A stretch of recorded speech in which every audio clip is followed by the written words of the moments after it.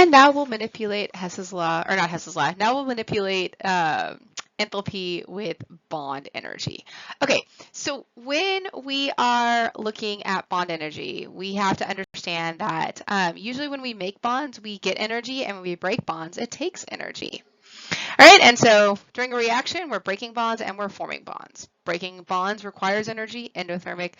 Forming bonds releases energy. And so we can look at the delta H for a reaction by summing up the bonds that we've broken and the bonds that we've formed.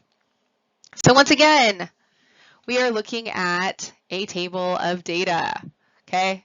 Again, if you're not in one of my classes, this is something that you should be given this information. If you are in one of my classes, this is the table that I will give you, okay? All right, notice again that these are bond dissociation energies, okay? And so these are all positive because it costs energy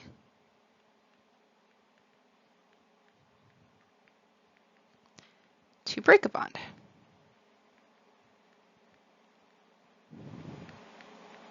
Okay? It costs energy to break a bond. All right, so we're going to take a look here.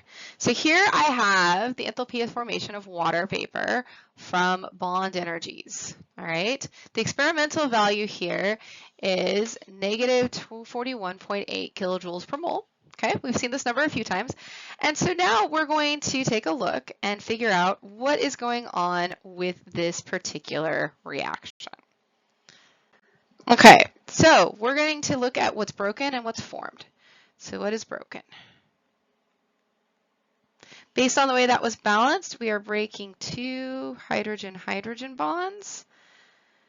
Okay, and if we look at our bond energies, hydrogen-hydrogen single bond is 436. Okay, and we're breaking one oxygen-oxygen double bond. And if we look on that table, it's 500. Okay, and so this is 1,372. Okay, formed.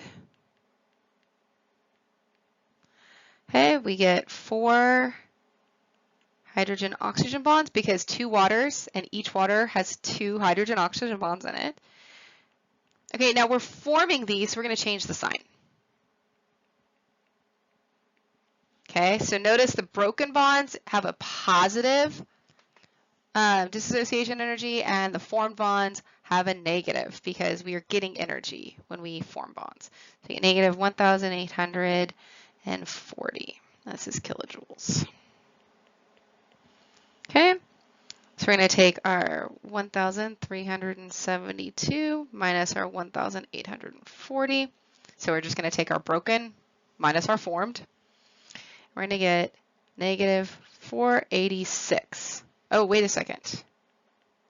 I said that the experimental value was 241. This is almost twice that, or a little more than twice that.